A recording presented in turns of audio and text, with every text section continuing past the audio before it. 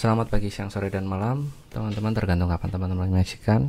Selamat datang di channel Electro Programming. Tutorial ini lanjutan dari tutorial sebelumnya. Setelah kita menginstal membuat environment untuk audio processing, saya ganti dulu nih. Kita akan kita sudah membuat environment ya kemarin. Kita akan membuka Jupyter Notebook. Silahkan teman-teman buka dan kita mulai tutorialnya. Di sini sebelumnya silahkan teman-teman download ini dulu teman-teman, Urban Sound Dataset, atau bisa menggunakan audio apapun sebenarnya. Ini saya linkkan di sini. Silakan teman-teman download datasetnya di sini, Urban Sound 8K gitu aja, nanti kan keluar. Itu ada banyak sekali data ininya, datasetnya ada banyak sekali teman-teman, dan metadatanya ada di CSV-nya di sini. Di sini ada anjing, ada anak, ada air conditioner, AC, ada suara engine juga, banyak sekali ya teman-teman. Nah, ini yang akan kita gunakan untuk proses pembelajaran gitu. Oke, kita import dulu di sini Librosa. Tentu saja ini library utama untuk ini ya, pemrosesan ya. Kemudian ada Matplotlib untuk melakukan visualisasi. Ini sebenarnya nggak perlu dulu. Kemudian ada IPython display. Nah, ini kita gunakan untuk mengapply teman-teman di Jupyter Notebook ini ya. Ini di Jupyter Notebook ya teman-teman, bukan untuk di Visual Studio Code gitu. Kita bermain di Jupyter Notebook. Kemudian ada Librosa display untuk melakukan visualisasinya dengan Matplotlib gitu. Nanti kita lihat aja. Di sini saya running dulu. Nah, di sini saya meload data. Di sini data apa nih? Saya nggak tahu. Kita lihat dulu aja. Nah, di sini caranya meload adalah data SR. Ini dia mereturnkan data itu sendiri dan sampling rate-nya. Nah, di sini caranya dengan meload librosa.load, kemudian datanya gitu. Kalau kita run di sini, kita ini akan mendapatkan nilainya.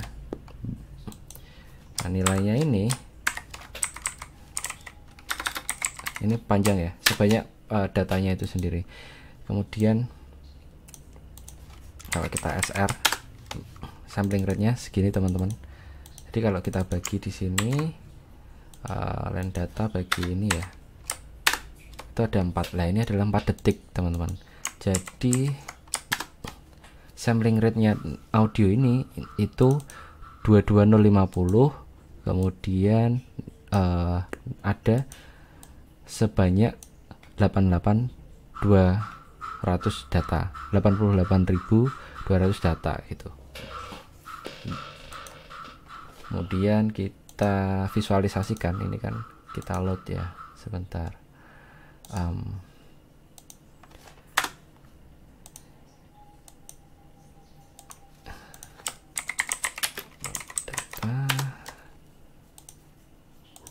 Yang ini kita visualisasikan.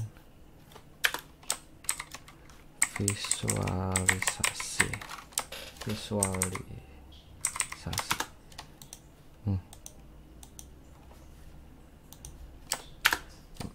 Di sini memanggil library IPD yang di sini, IPython display.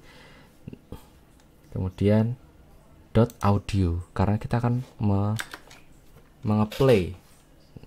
Nah, parameternya ada data itu sendiri yang sudah di load. Kemudian rate ini adalah sampling rate-nya. Kalau kita, nah ini ada 4 detik. Kalau kita bisa nge-play teman-teman, entah kedengaran atau enggak ya, saya play.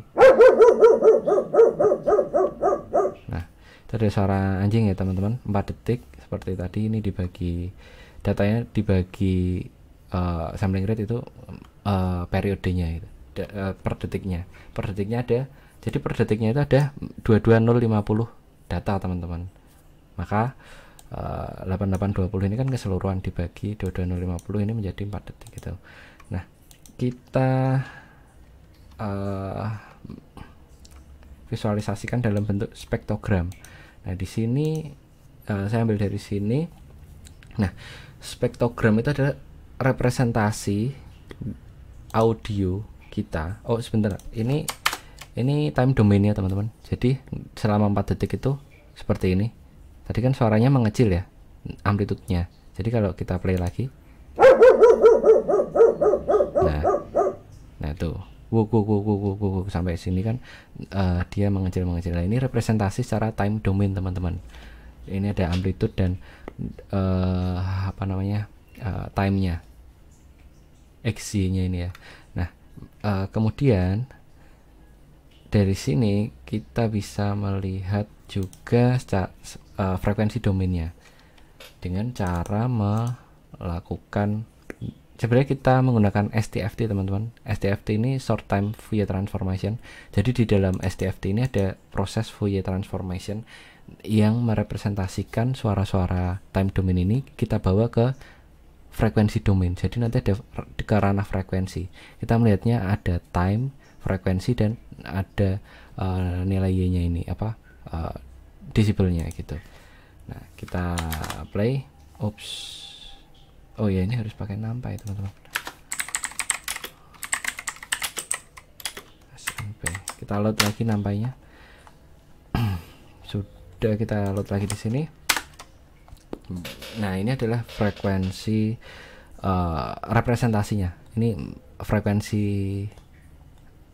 domainnya, dia dominan di bawah 2000 ini dan di atas 5000 ya teman-teman. Ini adalah semakin merah ini sebenarnya nilainya semakin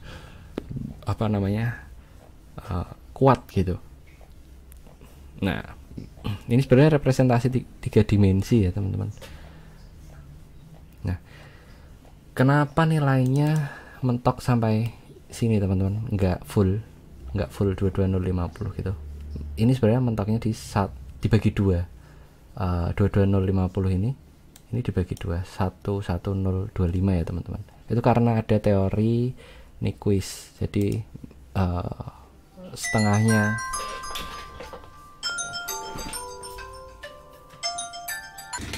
oke. Jadi kenapa ini nilainya, ini sebenarnya nilainya 11.025 teman-teman. Itu setengahnya dari sampling rate-nya di sini. Nah, itu kenapa? Karena ada teori Nyquist teman-teman, Nyquist theorem. Di sini kalau dilihat pengertiannya, teori Nyquist itu ini teman, Nyquist theorem define minimum sampling rate for the highest frequency you want to measure. Nyquist rate is 2 kali given dari frekuensi. Jadi frekuensi Nyquist itu 2 kali lebih lebar minimal ya dari sinyal analognya itu sendiri gitu. Jadi seperti ini. Gunanya itu untuk melakukan sampling. Ketika kita melakukan sampling di sini, ini sinyal continue-nya teman-teman. Jadi kita merubah sinyal analog continue ke domain ke sinyal discrete gitu lah, caranya dengan sampling ini. Nah, untuk menyamplingnya ini itu harus 2 kali lebih besar daripada sinyal analognya itu sendiri gitu, sinyal frekuensinya itu sendiri. Nah, frekuensi samplingnya itu harus lebih besar, minimal 2 kalinya, supaya merepresentasikan sinyal analog itu. Semakin banyak berarti semakin lebih merepresentasikan gitu. Kemudian kita kembali aja, itu kita bahas next selanjutnya aja teman-teman. Kita akan melihat implementasi dari visualisasi ini, dan ini adalah implementasi dari time domainnya.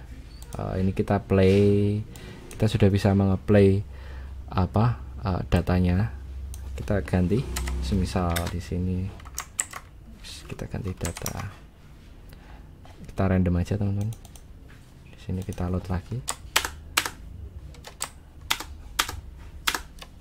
Nah, ini datanya beda lagi. Kemungkinan lebih kecil ya suaranya dan berisik ini. Kayaknya noise. Nah kan, di sini suara engine terdengar, di sini suara engine, dan getarannya ini banget ya, frekuensinya tinggi, dia bergetar. Dan kalau kita lihat di sini, nah ini ada noise-nya engine ini seperti ini. Sinyal yang tadi itu direpresentasikan secara visual seperti ini, secara domain frekuensi.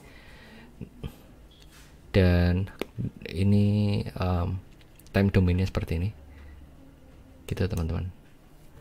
Sebenarnya kita bisa lihat sebentar, kalau saya ginikan plot di ini kan 1 detik ya, kita lihat secara 1 detik. Ini kita zoom, ini seperti ini.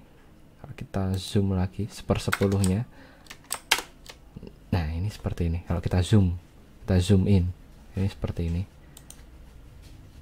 Nah, ini jadi apa ya, kita harus melihat karakteristik dari sound audio yang data yang kita punya itu dengan melihat visualisasi dan nilai-nilainya teman-teman. Kalau kita lihat, kalau misal kita lihat data ini kan apa ya, susah ya untuk direpresentasikan gitu ya. Nah, kita bisa melihat melalui visualisasi yang ada di time domain atau frekuensi domainnya gitu. Saya kembalikan lagi di sini. Oops. Nah,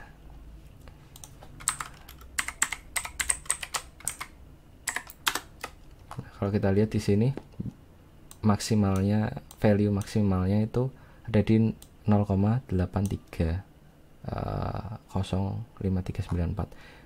Nah, ini mungkin ada di sini teman-teman, di detik kedua ini. Nah, nilai-nilai semacam itu yang akan kita gunakan untuk proses-proses di ekstraksi fitur teman-teman. Ini juga ada nilai-nilainya ini teman-teman. Jadi itu dulu tutorial kali ini, kita belajar tentang bagaimana merepresentasikan data suara ke time domain dan frekuensi domain gitu. Belum sampai tahap fitur ekstraksi, karena itu masih kita harus pelan-pelan ya teman-teman. Oke, itu dulu tutorial kali ini Librosa. Terima kasih, semoga bermanfaat dan sampai jumpa.